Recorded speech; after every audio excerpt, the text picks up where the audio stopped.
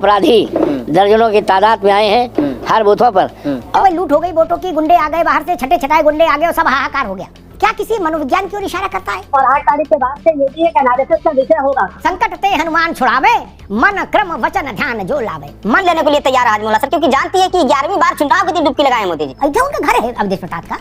हनुमान भक्त नहीं कह सकते, बाकी वो कुछ भी हो सकते हैं। धार्मिक भावनाओं को आहत किया जा रहा है जानबूझकर। मतदान अधिकारी उनका बुर्का हटा के उनकी पहचान सुनिश्चित कर रहे हैं। एयरपोर्ट पर भी आज जो चेहरा जहां दिखेगा भैया धार्मिक आस्था आहत हो जाएगी। नहीं, ऐसा थोड़ी हो सकता। सोमवार को धार्मिक आस्था दूसरी और मंगल को दूसरी और मिल्कीपुर में दूसरी और एयरपोर्ट पर तीसरी, ऐसा तो हो नहीं सकता। जो रूलिंग है चुनाव आयोग की, वो रूलिंग वो बूथ के अंदर तो फॉलो हो ही रहा है, उसका विरोध कहाँ कोई कर रहा है। नमस्कार दोस्तों, स्वागत है आपका। आप देख रहे हैं द भारत डिबेट। दोस्तों, आज की डिबेट होने वाली है राष्ट्रवादी पत्रकार अमिताभ अग्निहोत्री और समाजवादी पार्टी के प्रवक्ता अशोक यादव के बीच में। मिल्कीपुर वोटिंग को लेकर चर्चा हो रही थी, जिसमें अयोध्या का सांसद का आरोप था कि बीजेपी वाले फर्जी वोटर और गुंडे मवाली मिल्कीपुर में उतारे हैं। उसी मुद्दे पर अमिताभ जी ने सपा प्रवक्ता से सवाल किया तो सपा प्रवक्ता सवालों का जवाब तो नहीं दिया, लेकिन अमिताभ जी को ही ज्ञान देने लगा। उसके बाद अमिताभ जी ने इसकी ऐसी क्लास लगाई है कि उसे देख के आपको मजा आ जाएगा। आपसे अनुरोध है कि वीडियो को अंत तक जरूर देखना। अगर आप चैनल पे पहली बार आए हैं, चैनल को अभी तक सब्सक्राइब नहीं किया तो चैनल को सब्सक्राइब और वीडियो को लाइक जरूर से कीजिएगा। चलिए दोस्तों, मेन वीडियो को स्टार्ट करते हैं। चलिए शुरू करते हैं। ये दूसरे जिलों के छठे छठाए गुंडे अपराधी दर्जनों की तादाद में आए हैं हर बूथों पर, और जो मतदाता मर चुका है, जो बेटियां शादी होकर अपने ससुराल जा चुकी हैं, जो लोग प्रदेश में हैं, उनके सब के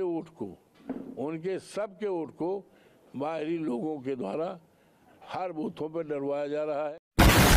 अवधेश जी और पूरी समाजवादी पार्टी और खुद अखिलेश यादव जी, अवधेश जी ने तो कह दिया कोई लूट हो गई वोटों की, गुंडे आ गए बाहर से, छठे छठाए गुंडे आ गए और सब हाहाकार हो गया।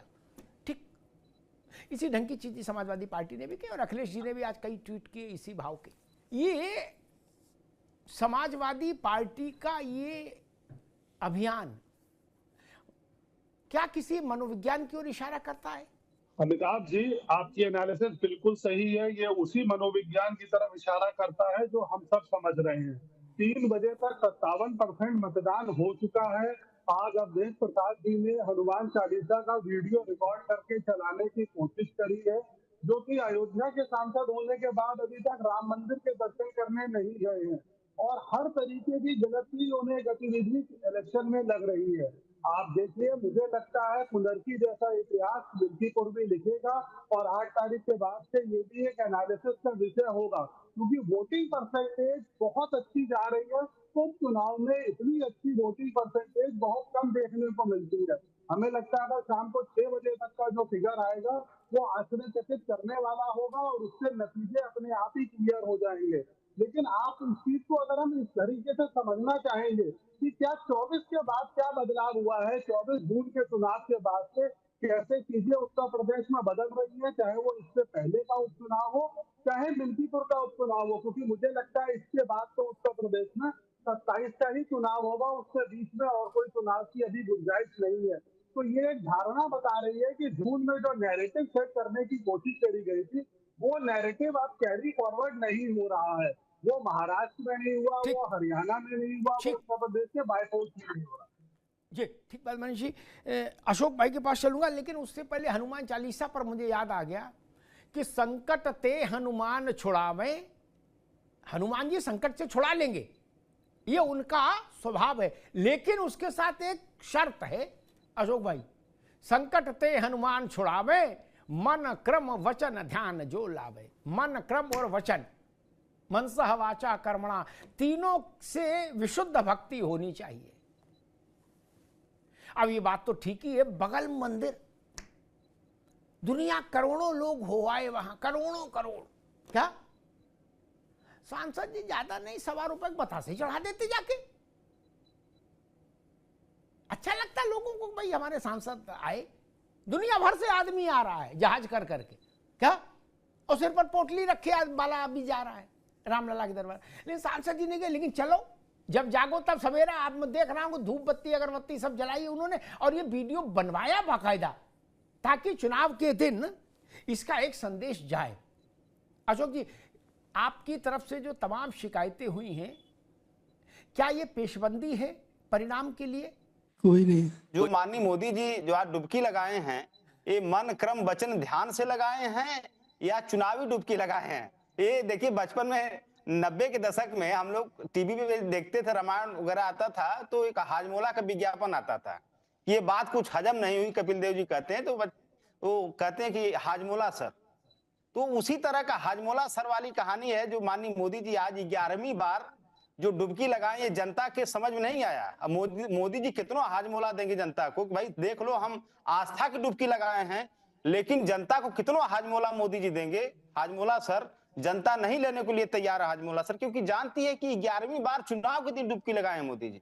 आप इस बात को विशेष रूप से मैं बता रहा हूं कि चुनावी डुबकी 11वीं बार लगाए मोदी जी। और उसके पहले आपने देखा वो जो केदारनाथ की गुफा में जो ऐसे करके ध्यान वाली मुद्रा मोदी जी की थी, आपने देखा होगा। और वो मुद्रा पहली बार विश्व ने देखा कि लाइट कैमरा एक्शन के साथ माननीय मोदी जी केदारनाथ की इतनी ऊंची गुफा में चले गए ध्यान लगाने। हम लोग तो, मैं राष्ट्रीय अध्यक्ष जी से निवेदन करूंगा कि सर अगली बार जब सेशन में बोलिएगा तो जरूर इस बात का आप उल्लेख करिएगा कि ऑस्कर के जो लोग हैं वो माननीय मोदी जी के लिए एक पुरस्कार जरूर देंगे, सर्वश्रेष्ठ अभिनेता का पुरस्कार। ये पुरस्कार उनको मिलना चाहिए भाई। हम लोग विपक्ष के होके भी मांग करेंगे उनके लिए ऑस्कर से, अमिताभ जी। तो इस तरह का अभिनय और इस तरह की आस्था माननीय मोदी जी लगा करके सोच रहे हैं कि इसका अच्छा पॉजिटिव संदेश चला जाए। हमारे अवधेश प्रसाद जी तो अपने घर में कम से कम अगरबत्ती सुलगाए, हनुमान जी को पूजा किए, जो भी नेचुरल करते आए हैं। कोई ऐसा नहीं बनावटी किए हैं चुनाव के दिन, वो नेचुरल करते आ रहे हैं। लेकिन मोदी जी का 11वीं डुबकी जरूर वचन ध्यान जो लावे पे थोड़ा सा है जी। सारी राजनीति एक तरफ, सपा भाजपा प्रहार करे, भाजपा सपा करे, वो आपका काम है। लेकिन मैं इस बात को नहीं मान सकता अशोक भाई कि जो स्वाभाविक तौर पर हनुमान भक्त हो और उसके घर में रामलला का 500 वर्ष की संघर्ष के बाद मंदिर बन जाए। क्या अयोध्या उनका घर है अवधेश प्रताप का, और वो आदमी एक गेंदे की माला लेके अभी तक नहीं जा पाया। उसको हनुमान भक्त नहीं कहा सकते, बाकी वो कुछ भी हो सकते हैं। जिनके हृदय में राघवेंद्र सरकार और माता जानकी विराजमान हो, हनुमान जी वो है अशोक जी हम लोगों की भारतीय जीवन पद्धति में। राम भक्त हो सकता मंदिर देर से जाए, लेकिन हनुमान भक्त तो रह ही नहीं सकता अपने आराध्य को के दर्शन किए बिना।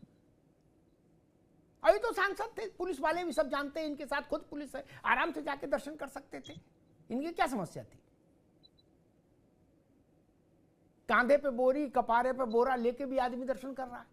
ये तो सांसद जी हैं। तो खैर, और एक बात आई फोटो की। भैया देखो अशोक जी, फोटो का जमाना है, सब खिंचा रहे, कौन नहीं खिंचा रहा? नहाने की फोटो, धोने की फोटो सब, और बाकी नहीं खिंचा रहे? बताओ, खिंचा रहे ना? कोई तो खींचता है। रात में भी नहाए आदमी गंगा, फिर भी फोटो आ रही है, तो कोई तो खींच होगा ना उस वक्त, नहीं? कपड़े वाले भी फोटो खिंचा रहे, बिना कपड़े वाले भी खिंचा रहे, नहीं अशोक जी? अब फोटो तो फोटो है, सब खिंचा रहे। अवधेश जी ने भी आखिर किसी बाल बच्चे से कहा होगा कि बेटा इसका वीडियो बना के डाल दो? नहीं, पूजा रोज करते हैं, लेकिन आज कहा होगा स्पेशली बड़ा अच्छा वीडियो लेना, लाइट वगैरह रहे, है ना, ऐसा ना हो कि ब्लर हो जाए। तो ठीक है, अच्छी बात है कि उनके धार्मिक भावनाओं को आहत किया जा रहा है जानबूझकर। मतदान अधिकारी उनका बुर्का हटा के उनकी पहचान सुनिश्चित कर रहे हैं, ठीक? तो धार्मिक आस्था तो मिल्कीपुर में भी आहत होगी और दिल्ली एयरपोर्ट पर भी आज जो चेहरा जहां दिखेगा भैया धार्मिक आस्था आहत हो जाएगी? नहीं, ऐसा थोड़ी ना हो सकता सोमवार को धार्मिक आस्था दूसरी और मंगल को दूसरी और मिल्कीपुर में दूसरी और एयरपोर्ट पर तीसरी। ऐसा तो हो नहीं सकता। विशेष चुनाव और नॉन चुनावी नहीं, चेहरा दिखाने में सब जगह चेहरा दिखा रहे हैं, वहां क्या आपत्ति है? उसमें जब मतदान, मैंने जो विषय देखा उसमें था कि मतदान अधिकारी चेहरा देख रहे हैं और उनको भयाक्रांत करने की कोशिश कर रहे हैं और उनकी धार्मिक भावनाओं को ठेस पहुंचा रहे हैं। देखिए, धार्मिक भावनाओं को ठेस अपने आप में एक अलग विषय है, और वो विषय है भी, ऐसा नहीं कि विषय निष्प्रभावी है, वो विषय है, लेकिन जो नियम है, नियम उससे बड़ा है। नियम तो सबके लिए है, यूनिवर्सल नियम होता है। तो जो नियम है, जो रूलिंग है चुनाव आयोग की, वो रूलिंग वो बूथ के अंदर तो फॉलो हो ही रहा है, उसका विरोध कहाँ कोई कर रहा है। बूथ के अंदर महिला अधिकारी है, वो सारी महिलाओं का, चाहे वो घूंघट में है महिला, उसका भी उठा के चेहरा देखती है, जो बुरके में है महिला, उसकी जो उठा के चेहरा देखती है। तो महिला अधिकारी जो कि इलेक्शन कमीशन जिसको परमिट करता है उस हिसाब से देखता है, उसके लिए कहाँ कोई विरोध करता है। ठीक, अशोक भाई, जहां तक मेरी जानकारी है, मतदान अधिकारी में ये शायद ऐसा भेद नहीं है कि नहीं महिला अधिकारी ही महिला वोटर से बात करेगी, ऐसा भेद नहीं है, जहां तक मेरी समझ कहती। हो सकता हो, मुझे जानकारी नहीं है, मैंने तो ऐसा हो नहीं सकता। दोस्तों, वीडियो को अंत तक देखने के लिए धन्यवाद। आज का ये डिबेट वीडियो आप लोग को कैसा लगा, आप लोग कमेंट सेक्शन में अपनी राय जरूर दे सकते हैं। अगर आप चैनल पे पहली बार आए हैं या चैनल को अभी तक सब्सक्राइब नहीं किया तो चैनल को सब्सक्राइब और वीडियो को लाइक जरूर से कीजिएगा। चलिए दोस्तों, मिलते हैं कोई और लेटेस्ट डिबेट वीडियो में, तब तक के लिए जय हिंद, जय भारत, वंदे मातरम।